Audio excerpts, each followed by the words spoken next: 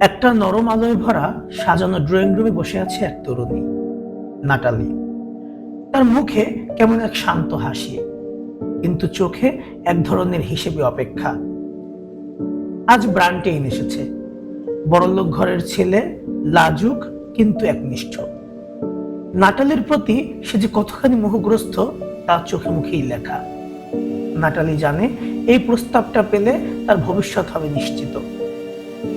ভালোবাসা নয়, তবে নিরাপত্তা, যা সে চায়। ঠিক সেই সময় হঠাৎ করেই দরজা খুলে যায়। ব্রান্টেইন চমকে ওঠে। একজন মানুষ প্রবেশ করে, আত্মবিশ্বাসী, স্বাধীন চেতা, হার্ভি। নাটালির প্রেমিক। গোপন ভালোবাসা, শরীরী টান, রোমাঞ্চ সবকিছুই উপস্থিত।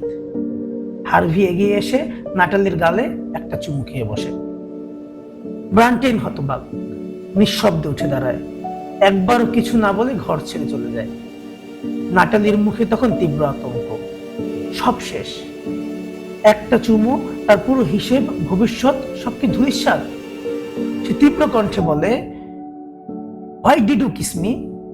তুমি সব নষ্ট করে দিলে। হার্ভি হেসে উত্তর দেয়, relax, he didn't see it was on the lips.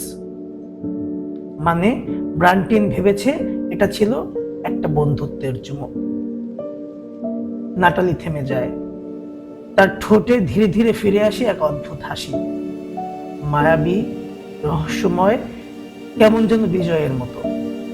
সেও জানে এই খেলা সে হারেনি, যে খেলায় একদিকে প্রেম আর একদিকে ভবিষ্যৎ। নাটালি জানে কাকে ধরে রাখতে হবে আর কাকে ছেড়ে দিতে হবে। কখনো কখনো ভালোবাসার চেয়ে হিসেব বড় হয়ে দাঁড়ায়, আর সেখানে জন্ম নেয় এমন এক চুম্বনের গল্প, যার শব্দ নেই কিন্তু প্রতিধ্বনি থাকে অনন্তকাল।